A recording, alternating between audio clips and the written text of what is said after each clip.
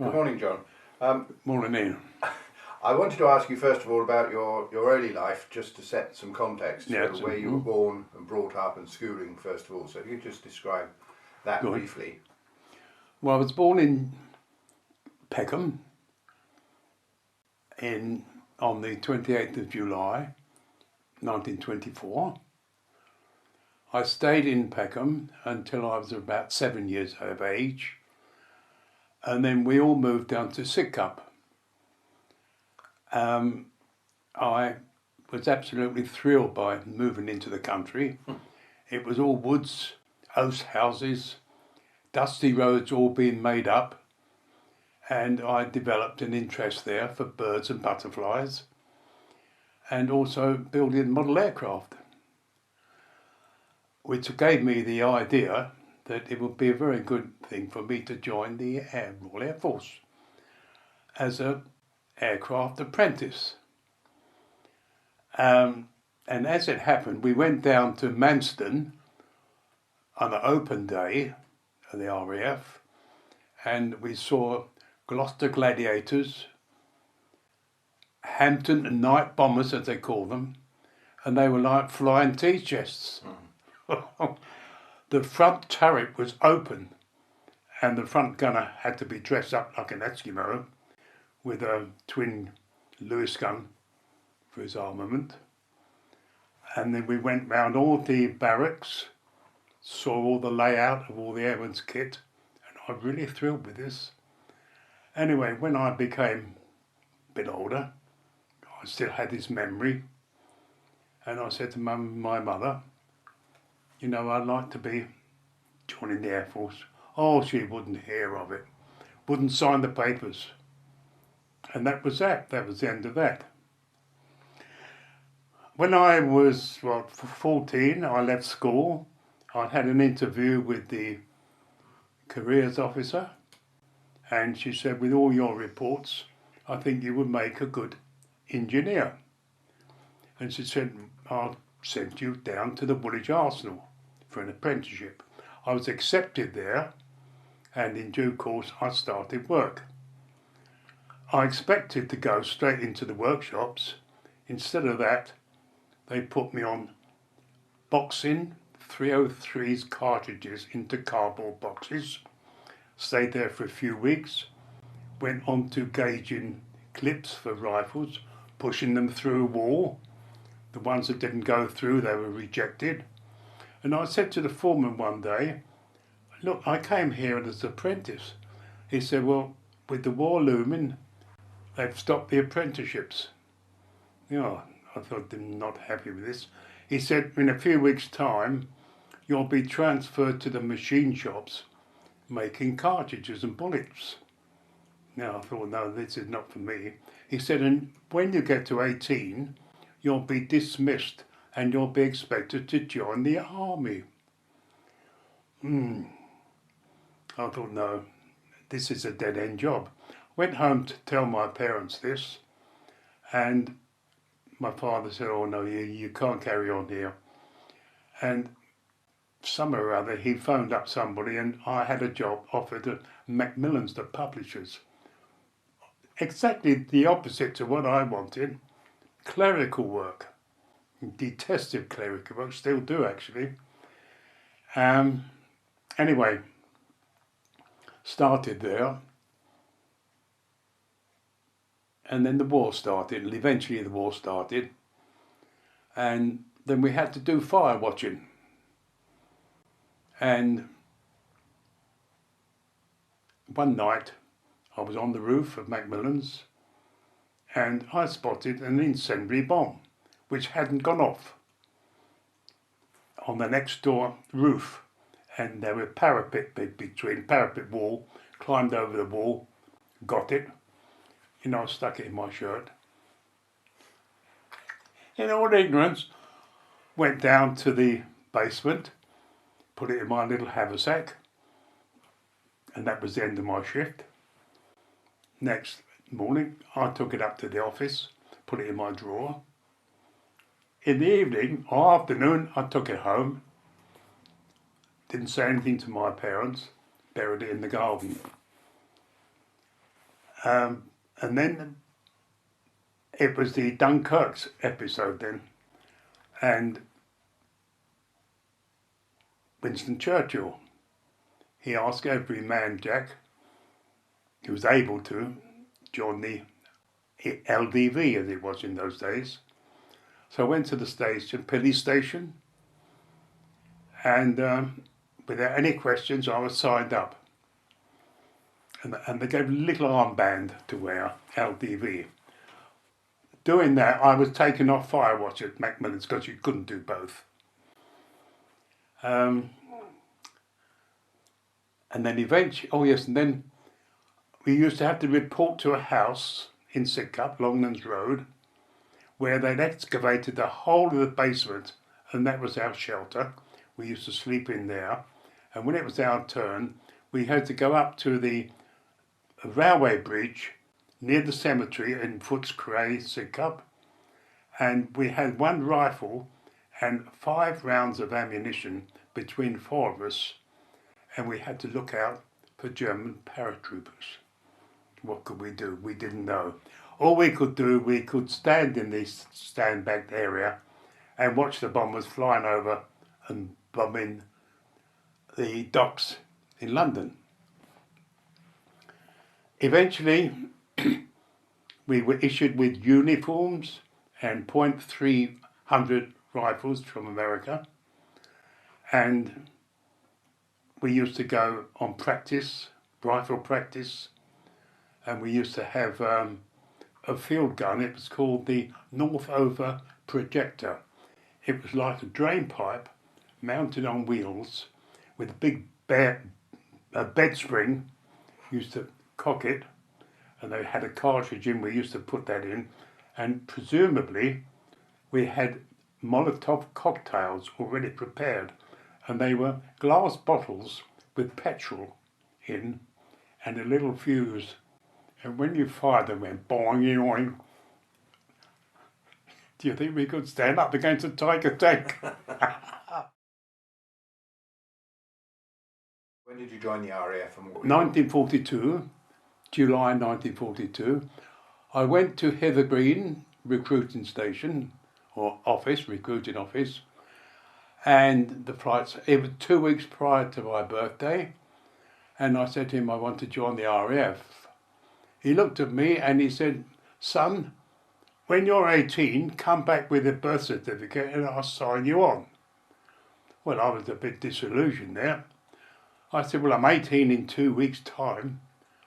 We said, bring your birth certificate and I'll sign you up. In 2 weeks' time, I turned up with it. He didn't say a word. He just looked at it. Oh. He said, right, well, I'll sign you on now. Anyway, 2 weeks later, about a week later, I got a letter. Report to Carlington. Bring brown paper and string. Oh no, before that, sorry. He said, you'll have to go for a medical. So about 3 days later, I got a letter to go somewhere for a medical, pass that A1. Then I got this letter from RAF, Carlington. Report, bring brown paper and string to send your clothes and your shoes home. We'll pay the postage. Anyway, I did that. Left that morning. Very thrilled to pieces. I'm going to be in the RAF. Anyway, it turned out that I had a thoroughly, well, I went through all the enrolment process and went to the hangar where they were interviewing everybody for careers, and I was offered aircraft engineer, fitter, airframe fitter, or armourer. Later become a fitter armourer. You've got to start on the lower one. And he said, which do you prefer? Well, being a war on, I thought guns, lovely. Armourer. So he said, right, I'll put you down as armourer. They went through all the process, being kitted out, and then the postings came through. You're going to Hereford, training to be an armourer. Went there, did my armourer's course, 12 weeks, a week firing all the guns we've been taught how to service. And then I got a posting to RAF Warmwell. Got there, that's in Dorset. I got there and they said, right, you're posted to the Station Armoury. And I saw all these lovely Whirlwind twin fighter bombers. I thought, well, I wanted to work on the aircraft. I didn't want Station Armoury. Well, he said, we'll put you down there because you're going to get tuned up yet. He said, we're going to make a man out of you yet. He said, you'll have to work on the bombs. And we used to go down to Dorset Station every day, collect lorry loads of bombs.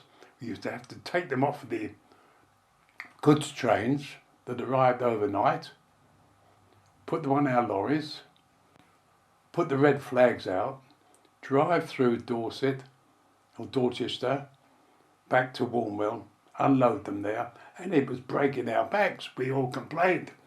We said, you've got to get strengthened. You're all weaklings. We'll make a man of you yet.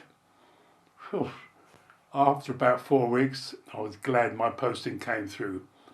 RAF Tangmere, work on Spitfires. Oh, lovely. I thought, just the job. And it was. Thoroughly enjoyed it. Tangmere had been bombed. We went into bombed quarters to start with. And later on, we moved on to Merston, a satellite just outside Tangmere. I was there about 6 weeks, I think, or it was a New Zealand squadron. And lovely chaps, these New Zealanders, you probably know. And 6 weeks later, my posting came through, Fitter Armourers course. Oh, I thought, this is good. Back to Creedon Hill, Hereford. This time, instead of being up at the hill on Nissen huts, I was down in the main camp on permanent barracks. Beautiful. Because in Creedon Hill, we had to get up at 6 o'clock in the morning, get dressed, go down, get washed, have breakfast, and we didn't go back there until 6 o'clock at night. And it was hard work.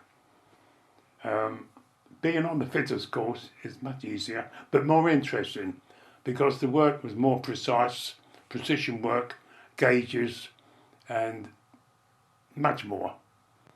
And after that, I was posted straight onto Second TAF. Second TAF? Second TA, Tactical Air Force.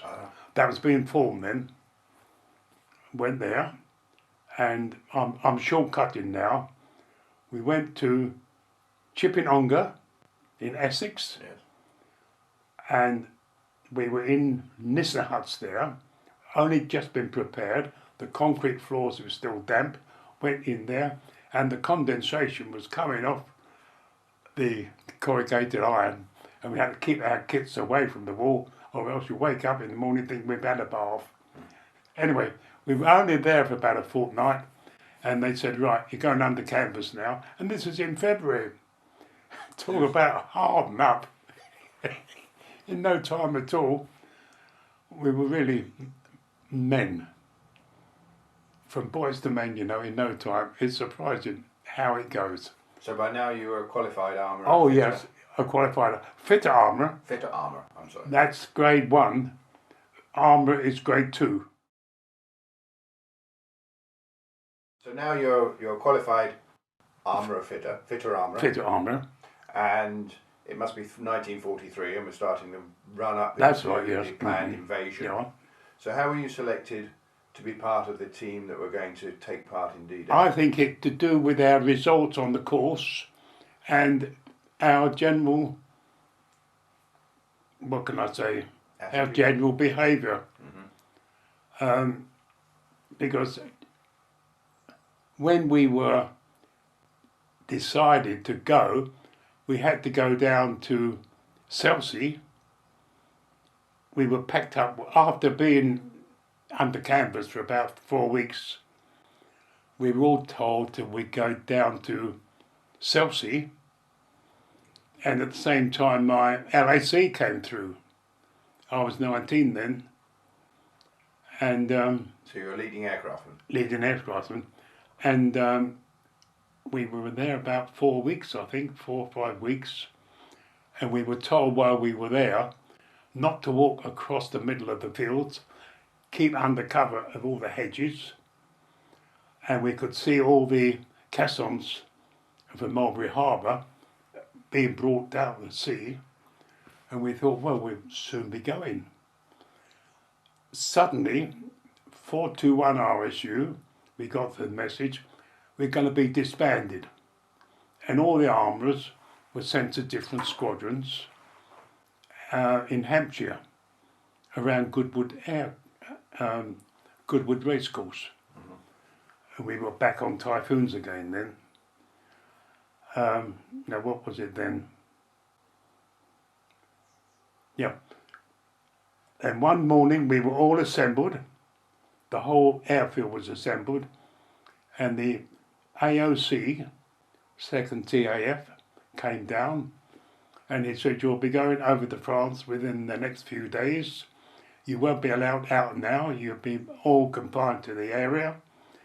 You're all going to be issued with little airmail sticking letters. You send those off. They'll all be censored before they're all sent off. You're not to seal them down.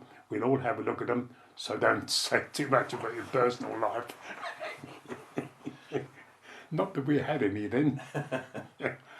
And within a day, we were on the way to Gosport. We packed up early morning, and it took us all the morning to get loaded.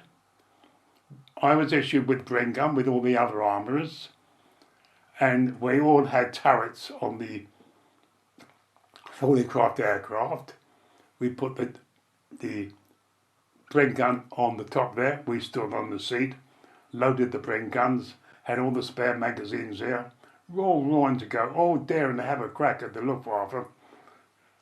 And they would have wiped us out if they'd have come, but we didn't know that at the time. And it took us all the morning to get packed. Then we slowly went down to Gosport, joined the convoys. We got to Gosport late morning, and then we all issued with emergency rations, and then we just had to wait, queuing up. We were all issued with a Mae West, a life jacket, inflatable. It was no better than a motor car, in a tube actually, and we were told not to inflate it unless we were in the water. I don't know how we ever could blow that up if we were underwater, but that's the point. And were you given any training in landing on a beach before? No, nothing at all. Nothing at all. We walked down to the ramps down at Gosport. The LSTs were there. The big fronts were open. All our lorries were all going in with us. We were put to one side to go onto the passenger side. All the lorries and the other armaments went down below, and we were just allocated a steel bunk and said, right, you stay here and you don't go up on deck. Under no circumstances you go up on deck. We didn't even know if it was light or dark, and we stayed there, and then we suddenly felt the ship moving, and we thought, oh, we're off. Nobody spoke. Everybody was silent. And then it stopped. And we realised then, afterwards, we departed from Gosport and we were in the Isle of Wight in the Solent. And then during the night, I suppose, we felt it moving again. And very slowly, we went across the channel. At 5 o'clock in the morning, we were there, and they said, right, you can have a look now, you can all come up on deck.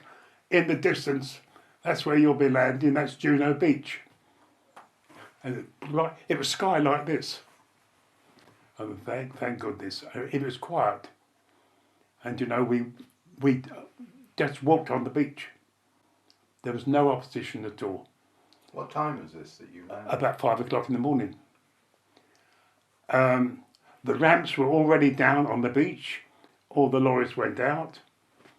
And we followed the lorries out there. But the devastation on the actual beach side was all the smashed reinforcements, barbed wire, tank traps. They'd all been dealt with by the Royal Engineers, artillery. The Navy, of course, had bombarded the front. Houses were shattered. The seafront was absolutely wrecked.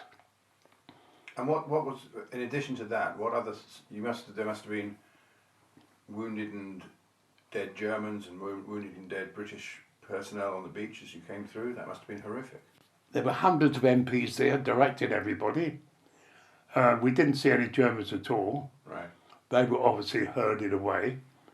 The pillboxes had been absolutely devastated. And we got up to the cornfields, walked down over the cornfields, found our lorries, stepped into the lorries, and we just had to wait. It took us many hours before we really moved off into our airfield, was Brazenville. It was only about 4 miles down the road, but it took us a long time to get there. And when we did get there, we had to unload the kit. And they said, right, we won't worry about your personal kits today. We'll all sleep in the marquee for the night. Slept in there. Early morning, and the noise was immense. Aircraft all night, and the rattle of the tanks coming from Arromanches were coming there, and they were coming from the other beach as well. I don't know the name of the beach. Golden Sword, actually. Somebody. Sword was one, of course, yes. And eventually we unloaded everything. The RASC service corps, they were unloading all the ammunition and jerry cans full of petrol as well. And then we erected our tents in line with the hedges. Then we were told to dig trenches on the other side. Never a dull moment. And they were never used, fortunately. And we stayed there for about 4 weeks. So did you land on D-Day itself, on the 6th? No, we landed about the 4th of June. Yeah. Well, the 6th of June was D-Day, so... That's right, yeah. So you landed 2 or 3 days afterwards? 2 or 3 days afterwards, yeah. And in driving up to the airfield, or to the area that was going to become the airfield, how soon from you arrived, how long did it take to create an operational airfield? 24 hours. As quick as that? Quick as that. The army had airfield construction units. Right. They went there immediately with D-Day people, and they were able to start off straight away. And what aircraft were you operating? Were these Typhoons? Typhoons. Which were critical to the battle because they were liaising closely with the forward units of the army. Sorry? They were liaising closely with the forward units of the army. Yeah. And were they, or did you experience Luftwaffe opposition? No. Only at night we saw one Dornier flying across in the sky in the distance. That's all we saw. Nothing else.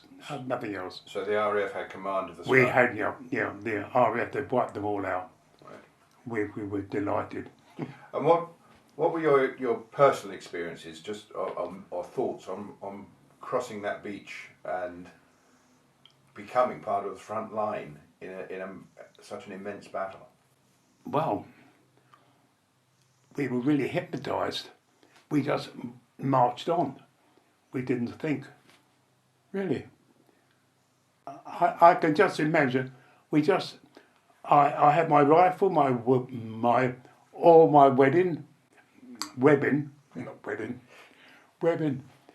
and we just did what we were told. But we did think to ourselves, well, we've made it. And did you have any, well, two things really, apprehension of fear, because clearly this was a huge endeavour, military endeavour. Quite. And were you aware that you were taking part in such a huge military? Oh yes, yeah. But we never thought we'd never come back. We were just assured that we would win. Right. Because when we went over, or before we went over, when the AOC came over, he did say to us, "You've got to do your utmost. This has got to be a success. There'll be no second chances." And we were all for it. Because we knew what the Germans were doing on the continent. So John, what I'd like to do now is just ask you what your most vivid impressions and memories of those first few days were, and then move on to your experiences during the fighting around Caen, Falaise Gap. So, Yeah. John, what were your most vivid memories? Well, while we were getting ready to move on from Basenville, we were changing the bomb racks and the rocket rails for long-range tanks. And when they were fitted, we were ready to move. On the way down from Caen, we could hear the gunfire still going on in Caen. The bombers were still dropping bombs there, but they had, the 21st Army Group had managed to get a passage splitting the German army left and right to the coast and the northern France, and they called that the Falaise Gap. So we were ready to move down there through to Abbeville, where obviously the army had got through before and it was safe to move. From what I can recall now, we started off at dusk, and it was nose to tail all the way from where we were, Basenville, because I was also working on Crepon Airfield as well. I had to alternate between the two, Crepon and Basenville, and we went nose to tail from dusk right through the night with only a little white light shining from the differential of the lorry in front, and the driver had to follow that, and that was the only lights allowed because we couldn't make out that we were moving. And we got through to what would it be?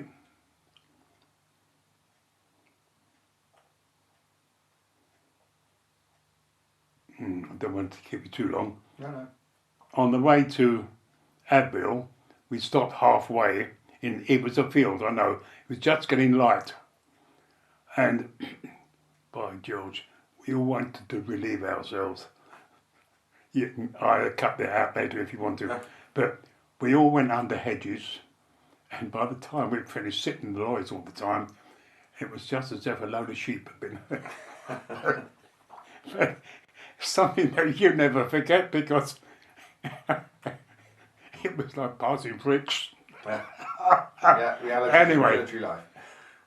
We were given some food then, and we only had cold stewed beef and a big mug of hot sweet tea. They never asked if you took sugar or not, but everybody did in those days. Anyway, we refueled ourselves, and the lorries were all given the okay to go again, and we set off. We got to Abbeville, and we stayed there for about a day and a half. Everything was all arranged again. Then we moved on to Rouen, which had been liberated. We went there, and I might have been the first airfield or the first RAF transport to go through, because they were all out in the streets, and there's a chap there, a Frenchman. He came round the back of the lorry to me, and he handed me a bottle of wine. And he said, "I've been waiting for years to give this to you." And he was good English. He was an Englishman. He stayed in France during the war because he married a French woman. And they stayed in France all during the war. How he managed to stay there being an Englishman, we never had time to ask him.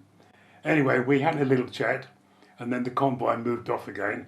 So we opened a bottle of wine, and we all had a good trip, and that made the journey a lot easier. So we got to, what would it be, Lille there. We stayed in Lille for about a week, and it must have been longer than a week, about a fortnight, because by that time we could go down to Lille, and we used to go in the cafes at night, and the only food they could give us, which made a change from our food, was beans. Apparently the Frenchmen live on beans, so Rita said. So were you always moving forward just behind the front line? That's right, yes. Establishing a new airfield each time? So of course we didn't see any aircraft then until we got to Lille. Then the aircraft came. I don't know who was servicing the aircraft back home.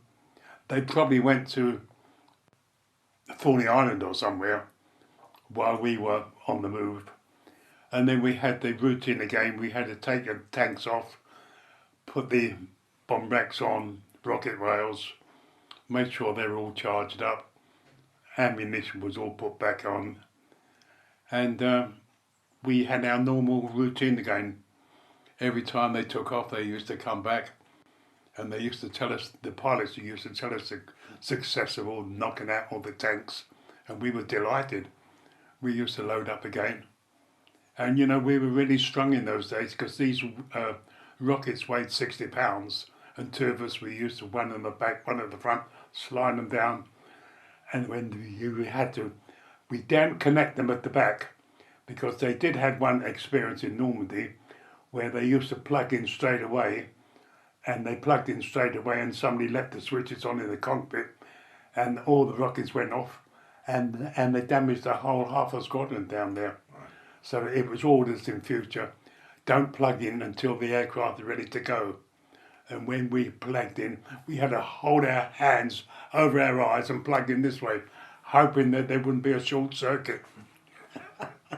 And did you establish a rapport with each, did you have your own individual aircraft? So yes. You knew the pilot, you knew the crew? Yeah, we used to have, we weren't 1-to-1, but we used to do about three pilots, 3 aircraft to 1. Right.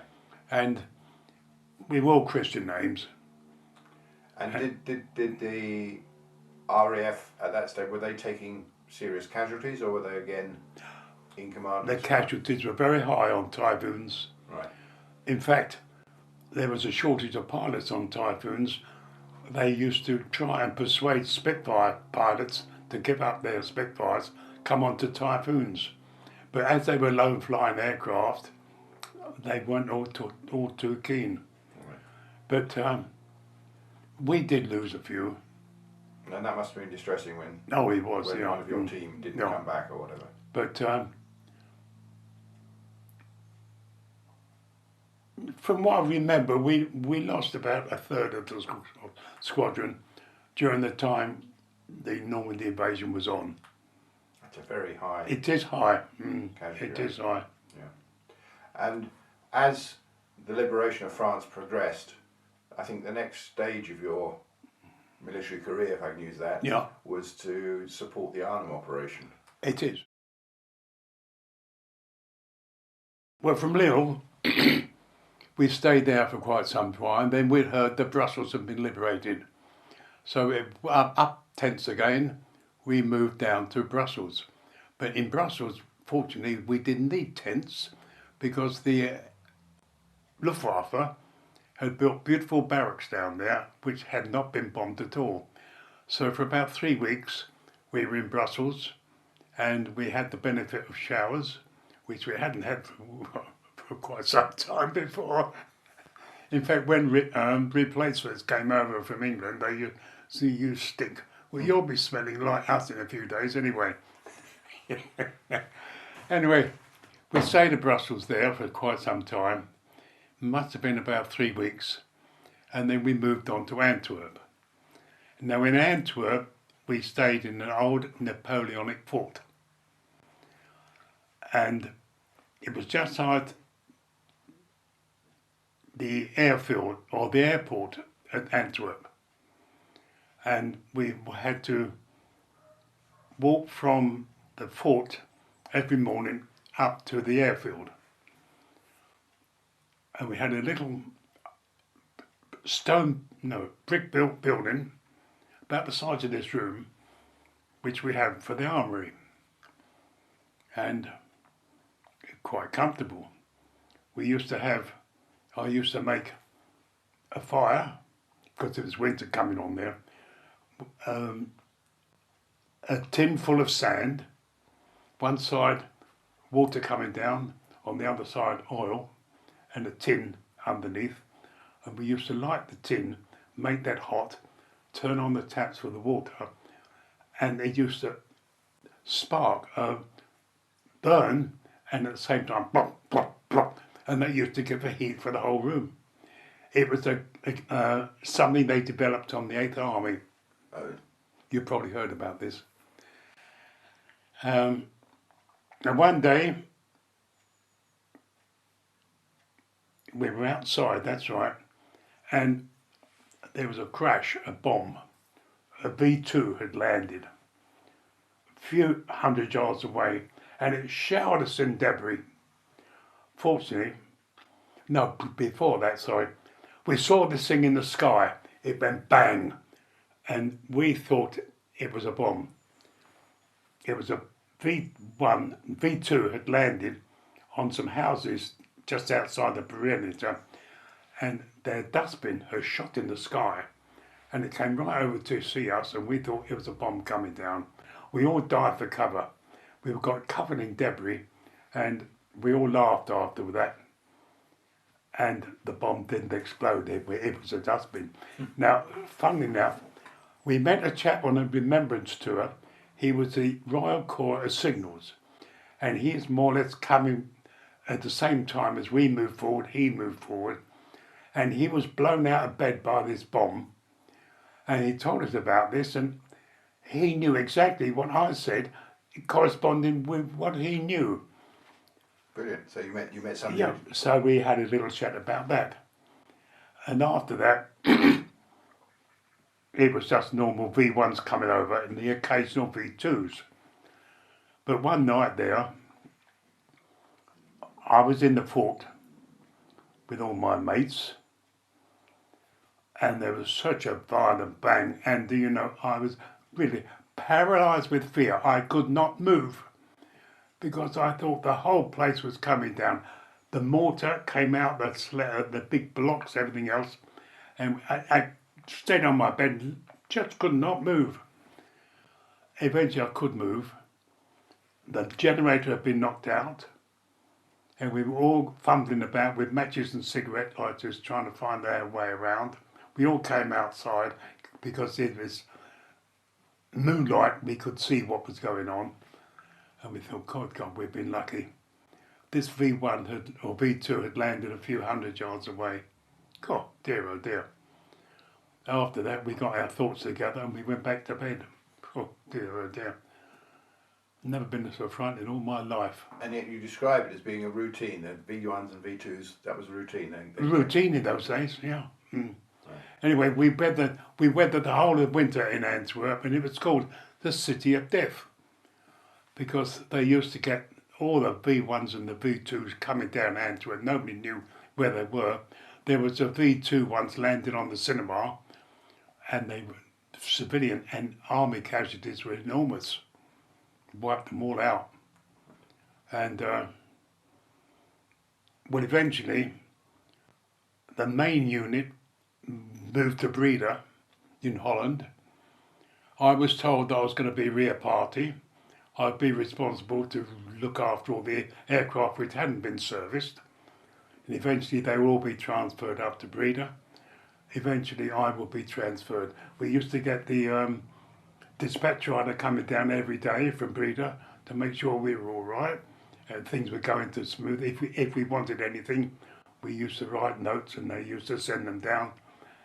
And eventually in the spring, thank goodness, we moved up to Breda. From there we moved up to Nijmegen, and we stayed in Nijmegen. Of course, while we were in Antwerp, of course, Operation market garden Yes. took place. We could see all the aircraft coming over, gliders, everything else. And of course that was a failure Yes. because they were short of petrol, that's all. I mean, they outrun themselves. John, we've now taken you and your colleagues through France, into Belgium, to Nijmegen, on the banks of the Rhine, Yeah. ready to cross and move into Germany. Can you take me through that phase of your military? Yeah. From career? Nijmegen, we went up to, no, from Breda, we went up to Nijmegen. We were there for a little while, and then we could see all the Brent gun carriers coming back from what would have been the Cleve area, and then we got the okay to go.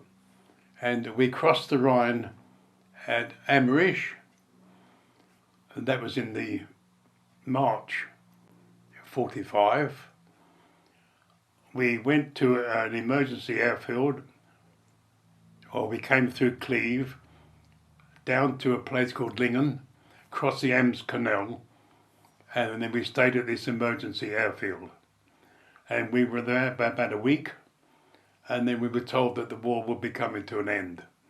And we not to get too complacent because there was still fighting going on. You've been told the war was coming to an end. War was coming to an end.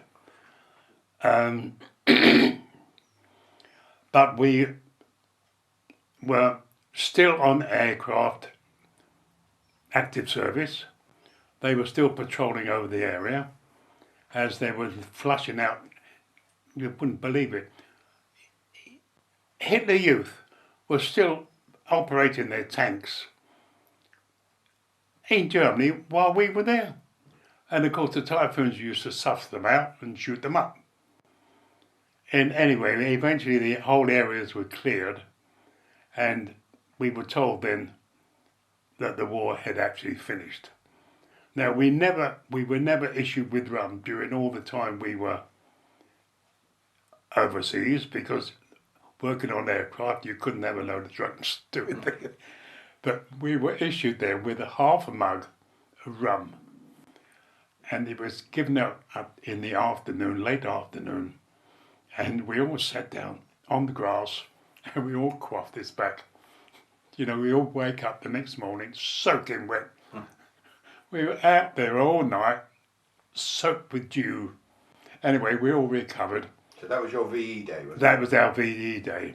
Anyway, that same night, after we recovered, we went out there and we got all the old wooden buildings and we all stacked them up and we all set fire to them.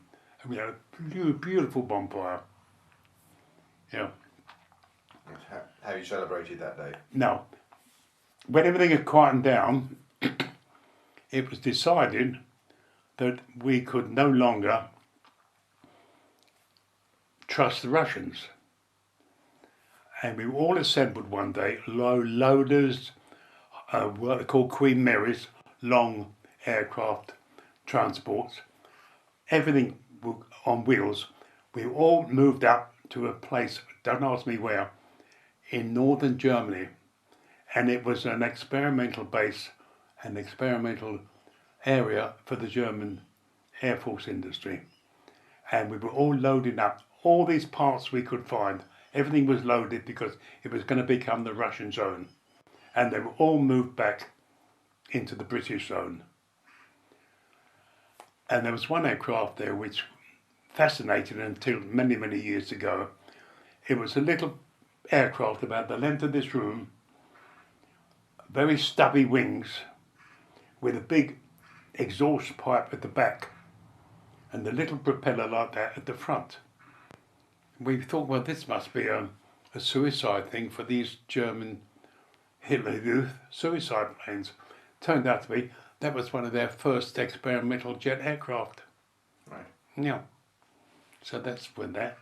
Anyway, we were all loaded up, and then the Typhoons were then beginning to be demobbed because they were only wartime aircraft. They were not suitable for a civilian life at all. Not civilian life, you know, commercial. And the pilots were no good for that either, because all they were kill. And I was posted down to Hildesheim, and there they started to disband all the Typhoons. They were all sent back to England to be scrapped. And unfortunately, nothing was saved. Pity, because they were very good aircraft.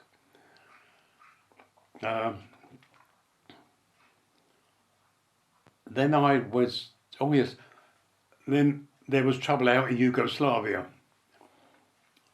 We were all bunked into the Dakota aircraft, all loaded up, and we were sent to Selby in Austria, just in case there was any trouble with Tito and his mob. And we were there, don't ask me why, because we were only told what we had to know in those days. Yeah. What you didn't know, you didn't worry about. And we stayed there for about 2 weeks. Anyway, the situation in Yugoslavia quietened down, so we all came back.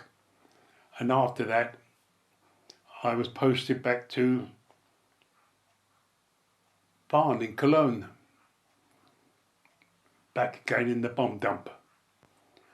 And you know, I was told we've got to make sure we got a good stock of bombs, 250-pounders and 500-pounders.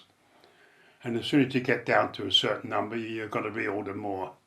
And I thought, well, what's all this then? The aircraft was still taking off and doing bombing runs to Heligoland. And that was just as precaution for the Russians. Keep their hand in. Right. No. Maintain their skills. So John, you're in Germany. It's the end of the war, and you now stay in the RAF until you're demobbed. Demobbed, 47. When my time came up, we went to the Hook of Holland, got on the boat to Harwich, got into the sleeping area there, still bunk, all my kit, and a filthy pillow, really covered in grease. Oh, I don't want that. Well, I must have touched it like that and went like that. That week after being in England, I developed a lot of scabs on my face. In Potigo, went to the doctor. Oh, no, I went to King's College Hospital. Oh, she said, in Potigo. I said, well, I must have picked that up coming over on the boat. And yes, she said, there's a lot of that about. Anyway, you know what the treatment was?